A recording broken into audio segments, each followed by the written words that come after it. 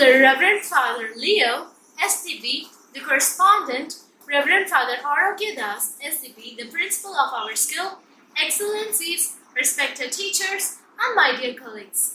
I'm Roshini from 9th Standard, here to talk about the Independence Day. We are gathered here to celebrate the 74th Independence Day celebration. I'm very grateful to my class teacher who has given me this opportunity to speak on India's struggle for getting freedom from the British rule on this Independence Day celebration. This day is to remember our great leaders for their endless resistance against the foreign powers to give us the freedom that we enjoy today.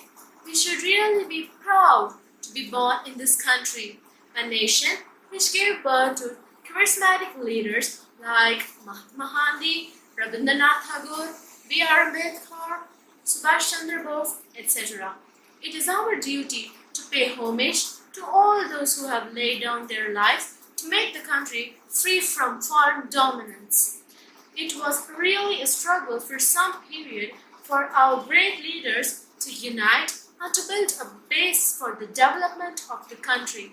We must be thankful to a number of leaders, Mahatma Gandhi especially, for his charismatic leadership, Rabindranath Tagore for his patriotic songs, B.R. Ambedkar for drafting the constitutional law and for putting a foundation for our constitution.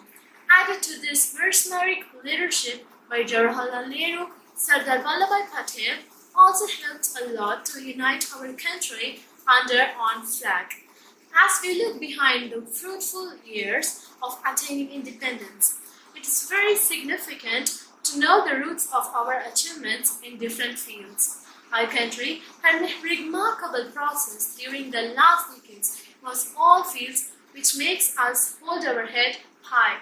This esteemed effort by millions of Indians during these years makes our country one of the developing countries in the world.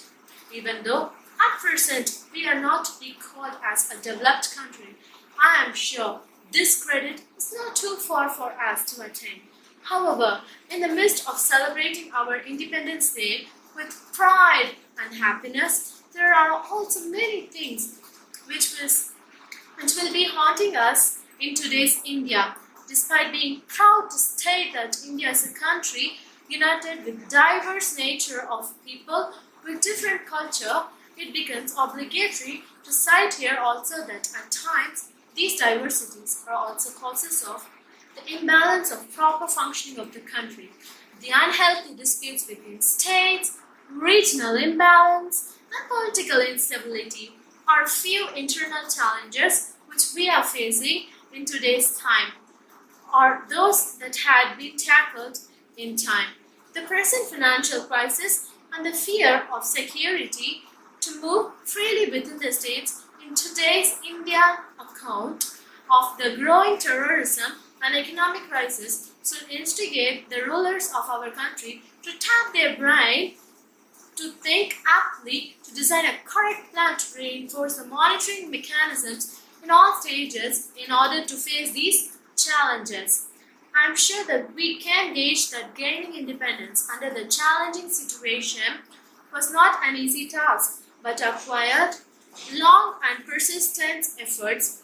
One of the most prominent personalities I love to cite here is Babu, who is otherwise identified as Mahatma Gandhi. What made him a prominent and greater personality is the fact that he achieved independence not by the path of violence or bloodshed, but by the policy of non-violence, wherein he did not oppose the rule of Britishers through armed fighting. Rather, with his followers, started the non-violence campaign, which comprised of hunger, strikes, and civil disobedience. This concerted efforts ultimately brought an end to the British Raj in our country. British rule was given an official garb under the name of British Administration of India, and under the garb Indians had to undergo a lot of pain and trauma. But the seeds of self-governance in our country were laid down much before India won its independence.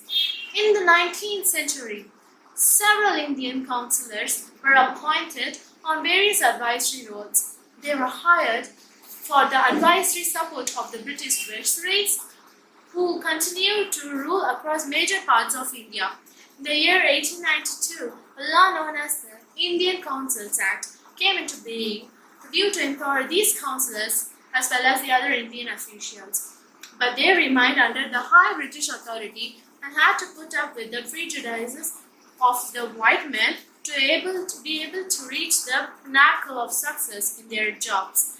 It was somewhat in the midnight between 14th August and daytime of 15th August 1947 that the Treaty of Indian Sovereignty was signed.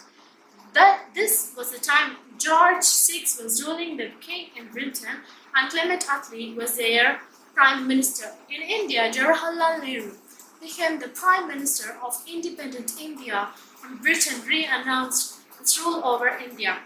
The Britishers no longer had anything to do with the Indian affairs. So what I would like to say is that the determination of we people to stand hand in hand for ensuring the security of our nation is very much warranted in this present situation like those days. Freedom of India was possible only because of the cooperation, sacrifice and involvement of all Indians. So, likewise, we should act with cooperation and involvement in all matters in which we people are given the fundamental rights, that is to say, in choosing our government, fighting against unhealthy disputes between the states, regional imbalance and political instability, and to control the present financial crisis, and to overcome the fear of security, to move freely within the states in today's India account of the growing terrorism and economic crisis.